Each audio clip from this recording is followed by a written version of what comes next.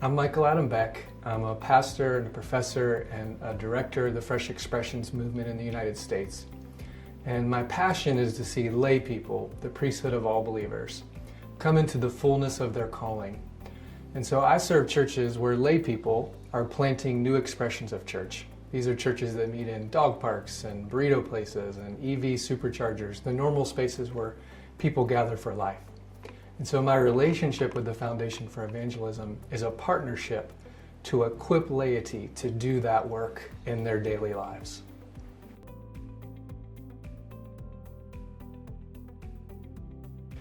So the grant allowed lay people who sometimes can't find the funding to travel and to do the things that some of our trainings require. A key aspect of our training is what we call immersions. And so we gather people in hub sites where these new communities are kind of emerging. So it's one thing to talk about these communities theoretically or show slides or videos. It's another thing to actually be in the space as a fresh expression is unfolding, as people are hearing the gospel for the first time and responding to that.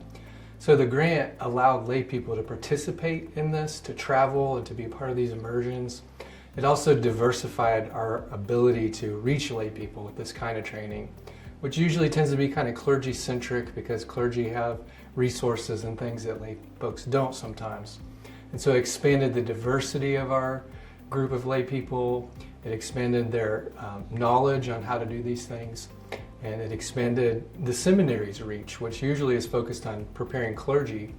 But now we're actually preparing lay people to be more fully the priests that they are in the priesthood of all believers.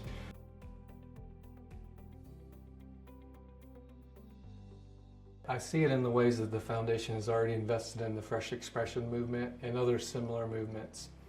Where I see great hope today is we have a really massively spiritually open generation. Some have called this the open generation. People that are saying, I'm spiritual but not religious, I'm open to a relationship with God but not necessarily the church. The church has kind of a bad rap. But what the Foundation is doing is helping people tell that story in compassion-centered, trauma-informed, contextual ways. Ways that aren't sketchy or aggressive or that collapse evangelism into some idea that it's about a post-mortem destiny, but are really inviting people into the fullest possible life in Jesus now. And that gives me great hope because I see young people, I see very diverse people part of this movement.